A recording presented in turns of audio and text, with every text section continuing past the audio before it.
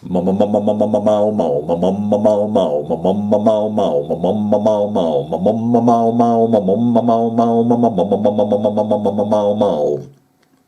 is the word.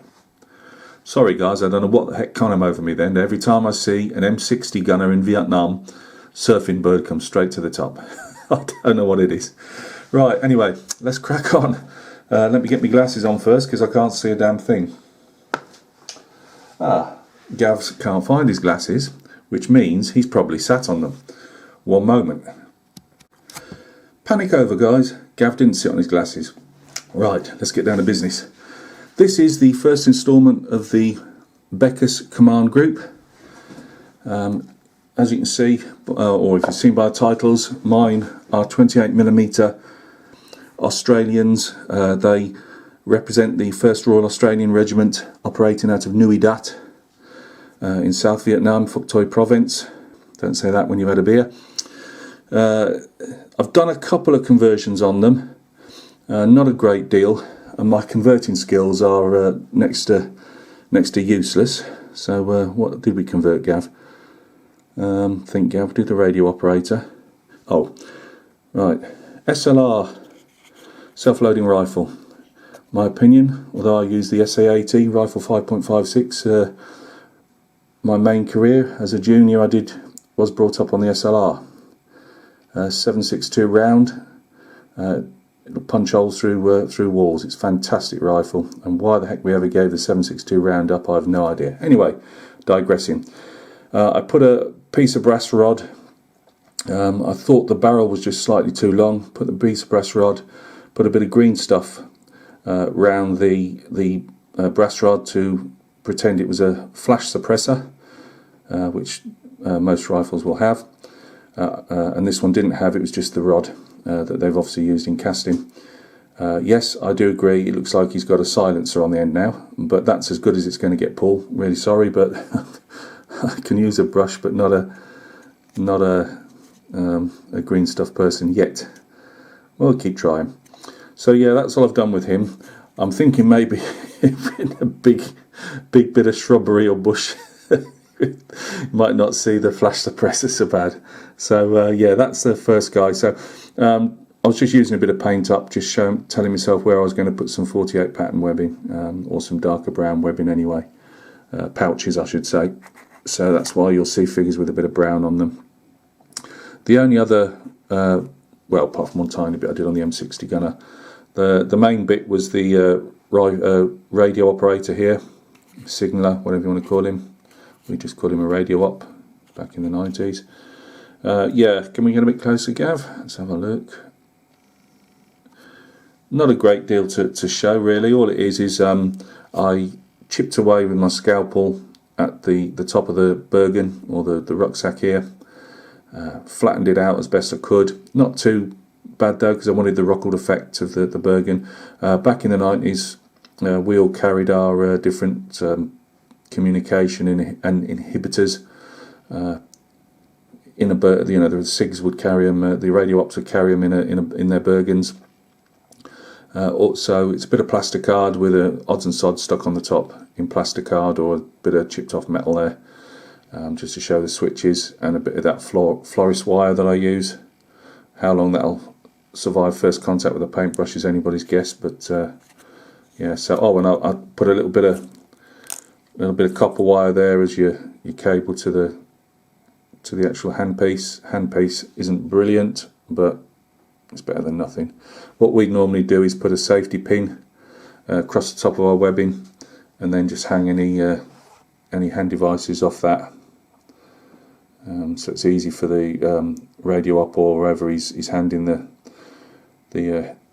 handpiece to. They can just take it straight off him. I have seen him in Vietnam with them either actually just keeping them still on the back of the radio, but I also see them carrying themselves on the actual webbing. So that's what that is. The other guys, as you can see, being primered in Halford's primer. I'm not sure if I had to touch up any of these. I might have had to touch up the odd bit with a bit of Vallejo brush on primer. Again, the brown there is just I got it spare, and rather than waste it, I knew I'd be using it. So It's on there. That's our commander, heroically posed. Well, I've got the M60 gunner done without a varnish on. I've gone for different shades of green, as they always were, through either natural fading or the dyeing process. So he's got different hat colours, you know, jacket colours. It just breaks up that green. Again, it doesn't really matter, I suppose. If you're just war gaming them, you don't really care, I suppose, if you've got them all the same colour from head to foot. But just a painter in me wanted to show it, and also in real life they were never the same. I've done a bit of I call it black lining, I suppose. It's very dark brown paint that I've used with a bit of black in it, just to break up. There's so much green there. The webbing in Vietnam for the Australians was a whole mix of types. So you'll be seeing the different types, like 48 pattern pouches and that on, and the large packs there. Some have got the old-fashioned large packs, 48 pattern, 58 pattern, whatever webbing, and then some have got the later ones with the aluminium frame to them. Put a few red dots there to represent tracer rounds. I'm not exactly sure if the Aussies did the same as the Brits, but we have a red tip to our rounds to show it's a tracer. Quite often every fifth round would be a tracer. We often used to put in our first magazine that was on our rifles in Ulster and that, we'd have obviously five rounds or so tracer in, so we could point to wherever the incoming fire was coming from. Not that I actually was any incoming fire, but that was the idea.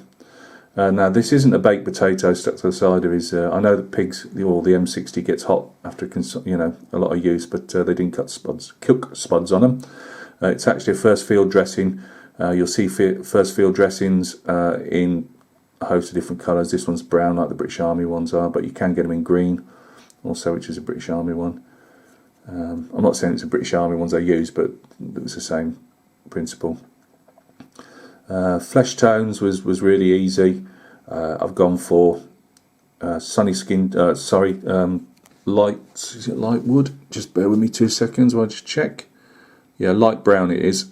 Light brown skin base, and I've put on that straight away. I've gone to a sunny skin tone, and then put in the shadow areas with some cavalry brown and some red in places, with just bits of dots of white for the eyes.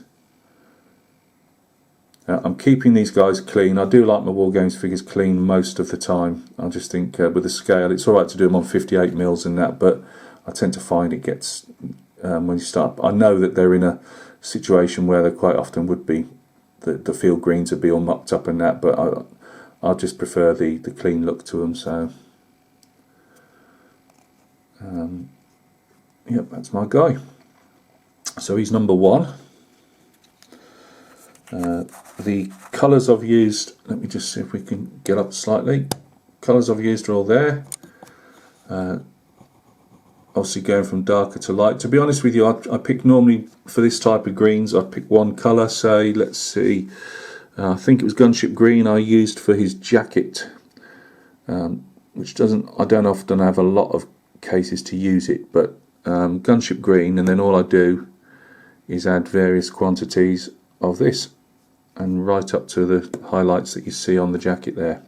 So if you're fancying doing green rather than just doing the layered effects, you want to do something a bit different, that's how you would get that. And you just do that, add your sunny skin tone, but any skin tone will do. Obviously the sunny skin tone is quite brighter, and I also use, on some of them, I use the yellow ochre as well. A mixture of both into the green, and that will give you on the different other greens that you use, it will give you different highlights. So that's Gav's top tip.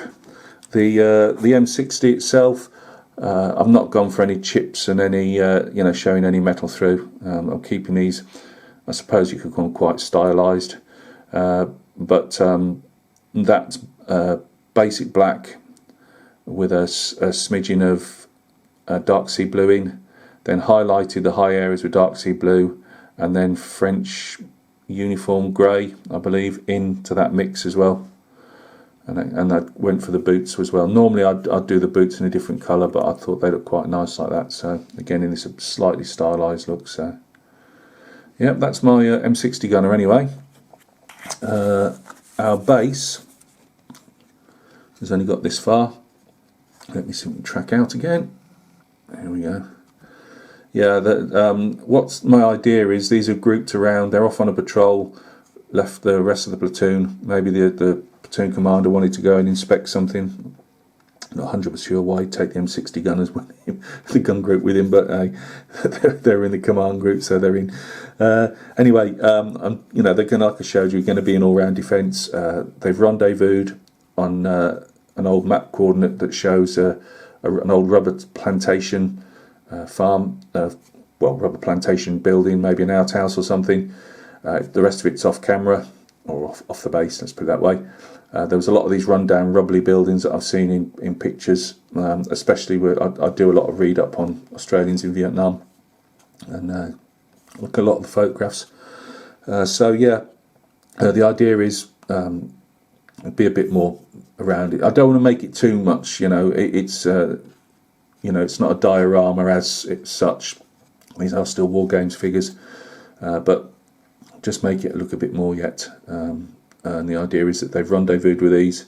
A lot of them were in disuse by the time the Japanese had gone into Vietnam. You know, they were all falling out of use, and then they went through obviously the French trying to hold Indochina as it was then, and then obviously on top of that, then the Vietnam War proper.